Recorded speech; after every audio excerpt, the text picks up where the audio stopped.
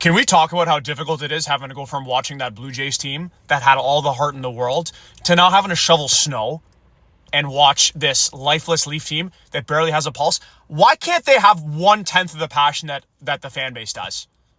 You know, it's so cruel being a Leafs fan, isn't it? But we're stuck here, aren't we? The diehards. Generally, I'm an optimist. I'm not a sky is falling type of guy after a couple of bad games. I ride with this team until the wheels fall off. And then once the wheels have fallen off, then I push the cart over the edge. I don't know if we're quite there yet. Okay? I'm going to laugh saying this now.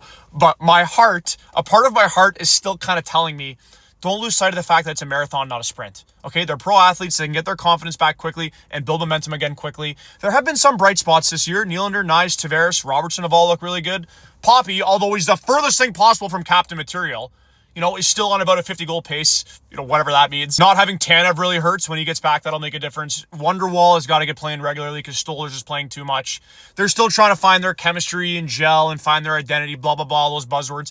It's still the same team that took Florida to 7 games last year. And I don't want to hear anybody say, no, it's not the same team because they don't have Mitch Marner. Mitch Marner's not the problem. Toronto lacks heart and leadership and passion, none of which Marner had, okay? They're scoring goals just fine without him. They've scored the 3rd most goals in the league. That's not the problem. The problem is defending. They've allowed the 2nd most, okay? Now, all this said, if they still look this way past Christmas, then I'll start to think about retooling and rebuilding and let's tank and move into a different era. But like I said, my heart's not quite there yet. Now, that's what my heart says. My head says something totally different because us Leaf fans are bipolar. My head says, hold on a second. This team has been outplayed in pretty much every single game they've played in this year. There have been stretches where they've been utterly dominated, where they've looked like an AHL team playing an AHL team. They can't hold the lead. They constantly turn the puck over.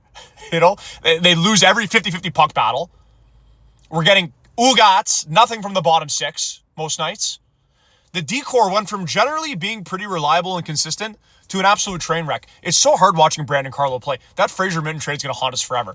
Keep in mind with Carlo, though, he's got to play with Riley and make up for his deficiencies. So that's why the eye test looks, especially worse on him. And then I was thinking to myself last night when they showed Derek Lalonde on the TV, I'm like, maybe that's why the Leafs look like the Red Wings of last year in terms of how they're defending. Because we got Derek Lalonde running our defensive system. Is he the problem? Speaking of coaching, I don't want to hear anybody say that Craig Berube is the problem. How many coaches do we have to go through here in Toronto before we find the right fit? It's not Berube. Berube, his message is either not getting through because the players have tuned it out because they're numb to it at this point, or he's trying to cook dinner with the wrong ingredients, or maybe it's probably a bit of both. Bring Easton Cowan back up. Put Lawton at center over Domi. Shoot the puck on the power play. Just shoot it. Lower the ticket prices. Maybe scratch Poppy for a game. I don't know. Do something. At the very least, just hold the lead. Just hold the lead. That's all I want to see. Okay, guys, drop a comment there. Thanks for watching. And go Leafs.